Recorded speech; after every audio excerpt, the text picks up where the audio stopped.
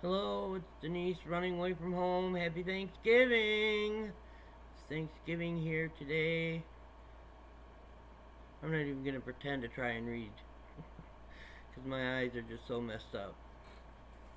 Well, I have been awake since first time was 1 something, went back to sleep. Second time was 3 something, went back to sleep. Third time was 5:30 this morning, and I had to get up because I had pee, but I got up screaming and went to the bathroom without pausing to put my oxygen on, changing the tubing from the machine that literally keeps me alive at night, to change the tubing from that to my nasal cannula, and just went to the bathroom and just was the whole time.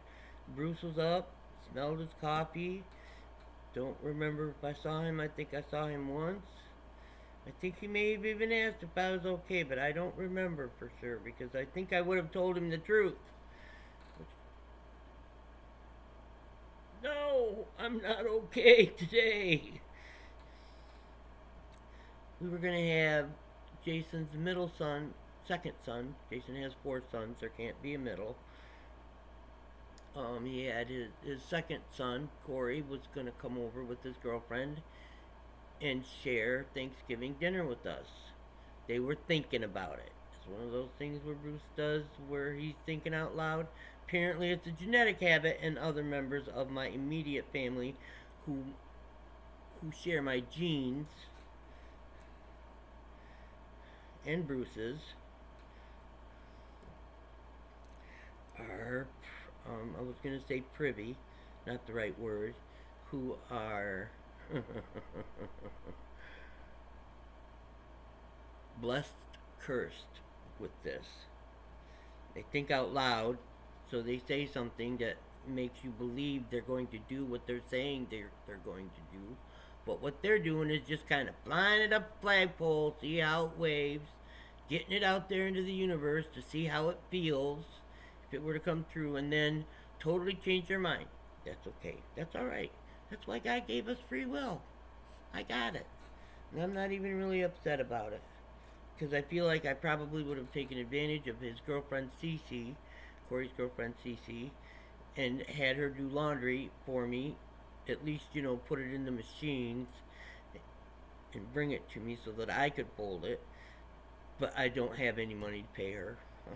I don't have any money to pay her, and I would not ask her to do that unless she was being compensated in some way.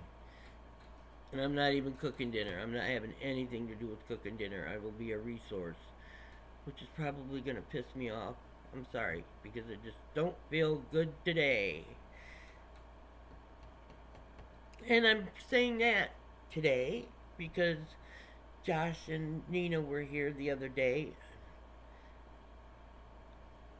I was telling them about this new thing that I have, and I listened to myself. You ever do that? You're talking, and then all of a sudden you're listening to what you're saying, and you're like, what the hell, girl? What are you doing? And I realize, I'm complaining to them. I hardly ever see them. There are so many other wonderful things to talk about what's going on in their lives. And so I was like, I'm sorry. I'm boring you. Let's talk about something else. And they looked at me like, why'd you do that? We were interested. We want to hear what you say. What were you going to say next? And I just brushed it by and didn't do it. So that's why I'm telling you, whether you care or not. And I don't need you to care. Um, the thing is it feels wrong to ask for help from anyone but God who loves me, even though I do still smoke,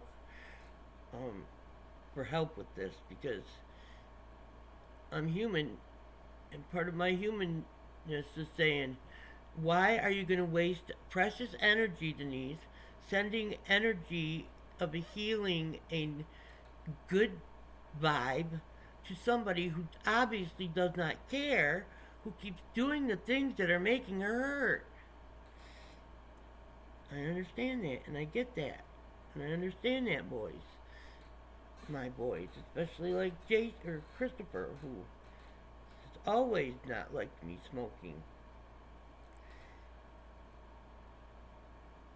And so limits his time around me because he doesn't like the smell. But here's what it's taken this the third day to help me bear this new pain around my chest.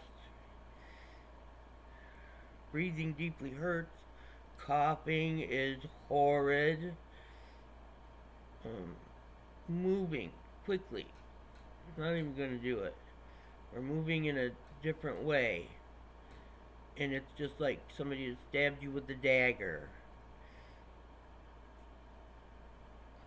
And this is the medication that is working. 15 milligrams of morphine, which is 0.75 milliliters in the bottle that I have. And I worry about the morphine because I smoke pot. I obviously have, and cigarettes, and can't give them up. I obviously have an addictive personality. But, morphine doesn't do anything for me except make my mouth real dry and help distract me from the pain. These painkillers don't really kill the pain. They kill the cells in your brain that are like, oh man, you're hurting. So that it can go, rabbit, squirrel, and you're distracted from it. So, 15 milligrams of morphine, 1 milligram of Ativan, 25 milligrams of Atarax, which is the brand name of a medication I can't pronounce the generic of, ending a sentence with a proposition. That's Denise. But it's prescribed actually for itching, and I do get itching, especially in that spot where that spider bit me. Man, your body like goes through its own little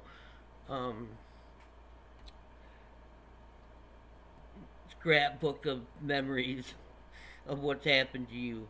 When it gets to transition in labor with Joshua or Christopher, no, Jason. Jason was the hardest. I don't care that the other two were almost as big as football players at over 10 pounds. Jason was 5 pounds, 7 pounds, 4 ounces, and he split me wide open, it felt like. Okay. And the last one that I take is 600 milligrams of over-the-counter ibuprofen. And those 4 things make it so that I'm pretty much like I am right now.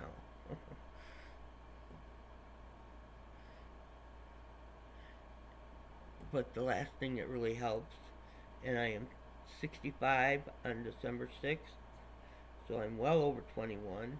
Michigan has legalized marijuana for recreational purposes, so I get high. I fill a bowl and I have like 3 or 4 hits off that bowl. And as soon as that kicks in, then I can be like a human person and not just be all concentrated on me, which is really uncomfortable. I like to be self-aware, or consider myself self-aware, and yet I watched a YouTube video last night, about what self-awareness is in people. And how do you know if you're not self-aware? And that was interesting, so I have some thinking to do on that. Well, that's the good news, is I got another day. I got a day of Thanksgiving, and thank you so much for giving me another day. To be with people who want to be with me, if they do. To be with people that I want to be with. either on the phone or, you know, in thoughts and prayers. Thank you for giving me people, God. I never expected to get people, to have people love me. Never did. Never did. Always grew up thinking, who could love me? Anyway, so I'm grateful for that. I'm so thankful for Bruce, who has no obligation towards me whatsoever, except what he has in his mind. He has no legal obligation towards me whatsoever. And still to this day, 1 year after I was diagnosed to put on hospice, I still want to live alone. I still want to die alone. Be real honest with you, I say, oh, I would love to have my family all around, surrounded by the people who love me. That would make me feel uncomfortable as hell. No, I don't. Unless I'm not lucid. Unless I don't know you're there. Because it would just feel awkward to me. Why do you like me? Why do you love me? Except with my babies, you know. And 3 boys. But they haven't felt that love from me. That deep, bottomless fathom of love that God has for us. We can't even understand it. How can you love somebody who kills somebody? God loves them. If God can love them, I can find a way in my heart to love them. I don't like what they did. I don't like them. But I'm not going to wish them ill. I'm going to keep my judgments to myself, because judgments belong to God. And I ain't being called to judge this person. Because that's the thing, you know. Unless what don't judge people. You never know. You never know what love will fix. Because love fixes everything. But you never know enough, believe it enough, to actually try to fill somebody with love that you don't like.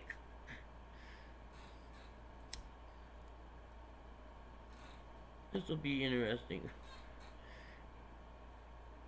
If I put this on YouTube. But I feel so bad today. I felt bad yesterday, and I had a visit from the social worker. Got my social worker stuff done for Medicare. It starts December 6th. And I don't do anything. We just filled out a form so that Medicaid can pay for the Part B.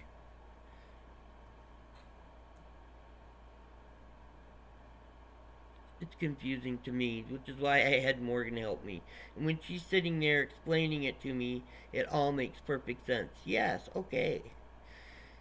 What it would be wonderful would be if that would be enough money to allow me to move, to find my own little place, so that my dead body, can be found in the spring. No, hospice would still come.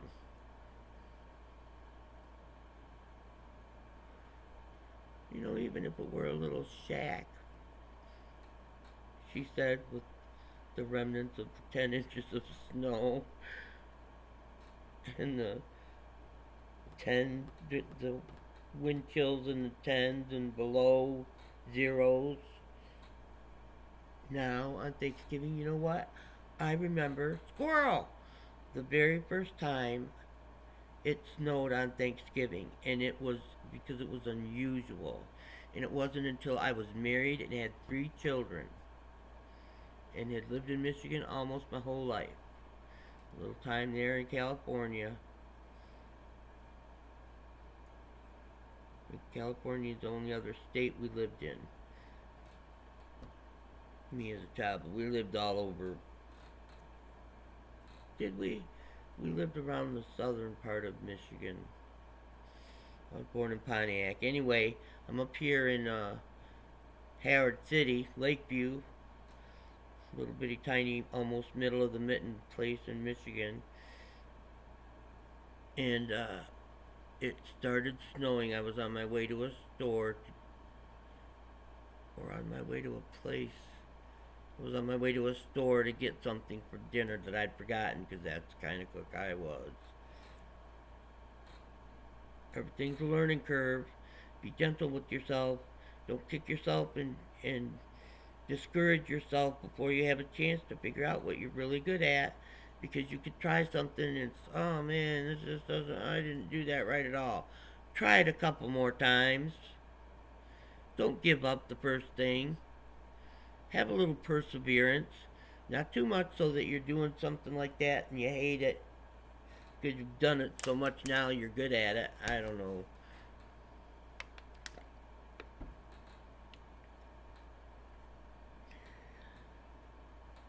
It's a day. I'm having a day, which is the blessing and the curse.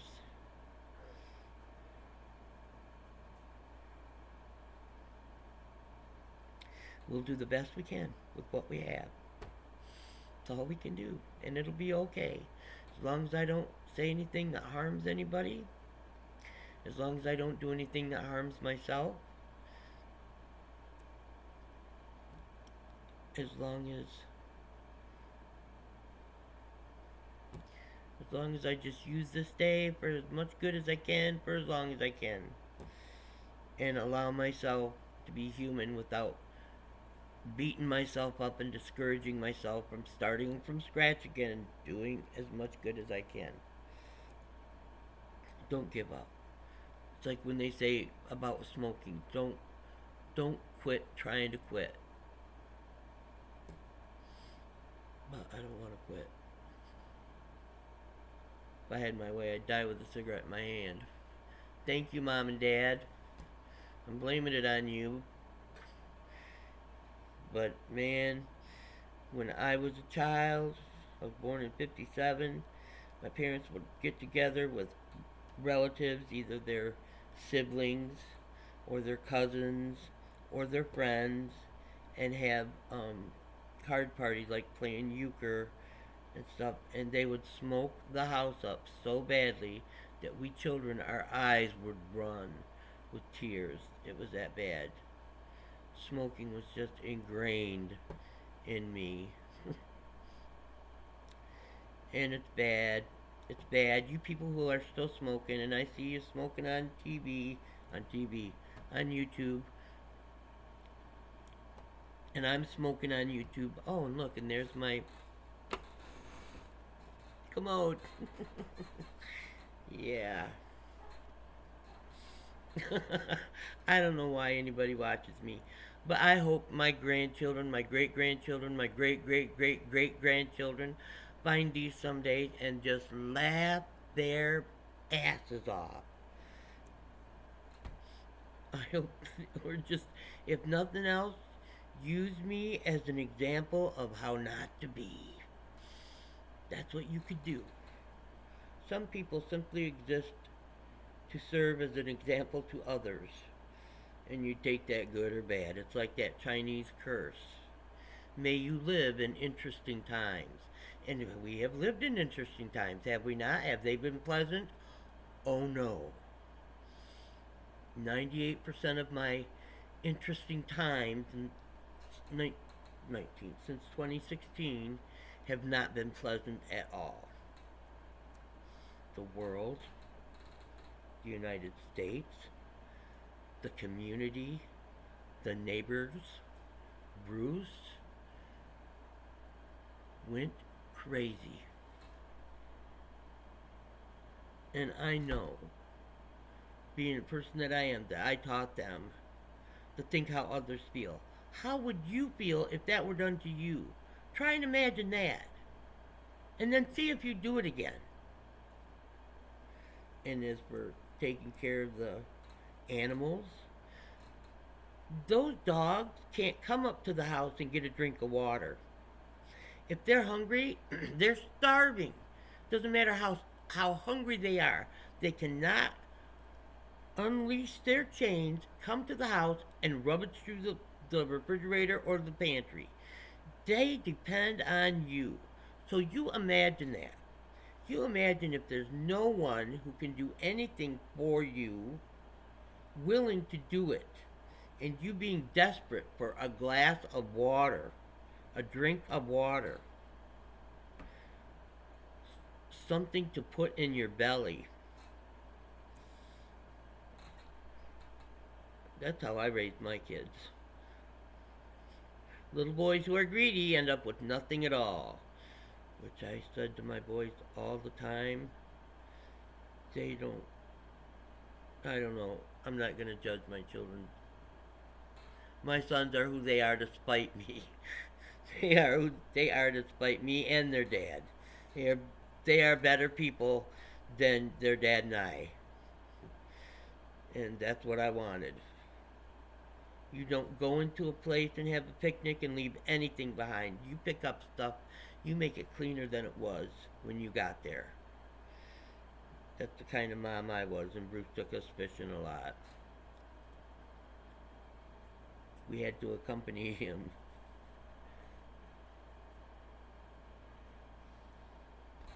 This has been quite interesting, but it's going to take a long time to upload. And I'm feeling better.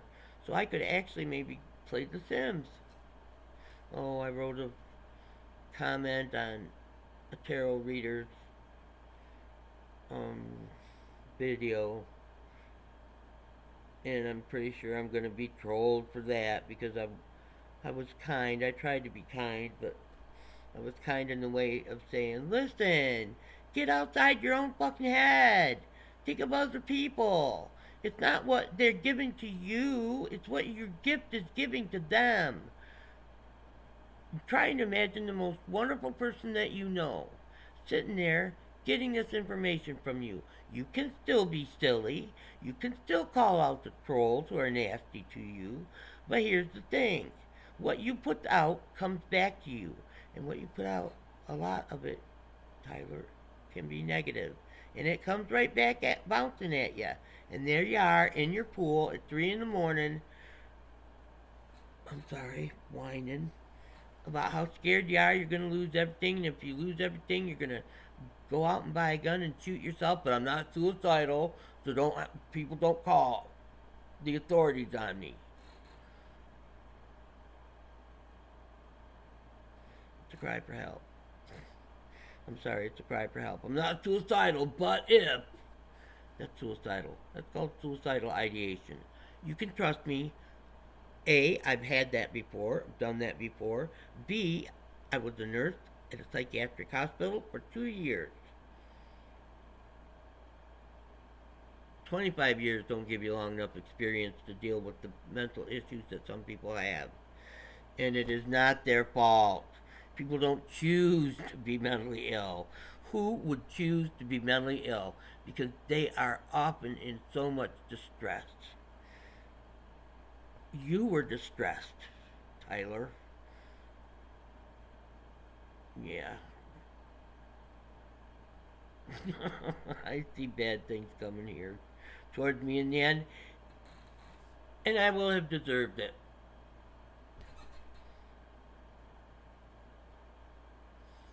But it is a day. I'm alive, and happy Thanksgiving.